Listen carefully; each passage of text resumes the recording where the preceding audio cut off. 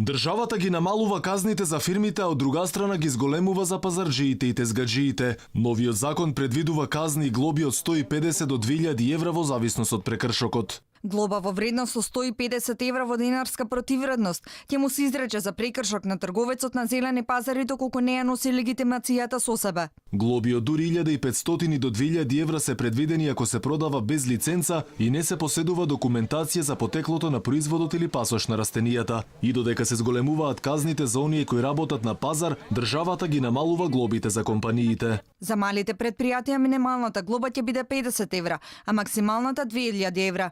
Премиерот повеќе пати се пофали дека новата полабава казнена политика ќе помогне на бизнисот. Казните за малите и средните предпријатија ќе се намала дури за 60%.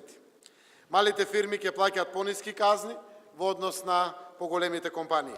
Сепак ова не важи за пазарџиите и тезгаџиите. Новото законско решение со кое се воведуваат лиценци и дополнителни давачки сериозно ќе удри врз над 20.000 граѓани од наранливите категории. Од следната година сите ќе треба да имаат лиценци и да плаќаат персоналец како и придонеси за здравствено и за пензиско осигурување. Се забранува на тезгите да продаваат пензионери, социјалци, стечајци, вработени и сите други кои добиле некаков хонорар. И додека тезгаџиите реагираат, а бизнис заедницата предупредува, власта не отстапува. Новиот закон за зелени пазари ќе стапи на сила на 1 јануари.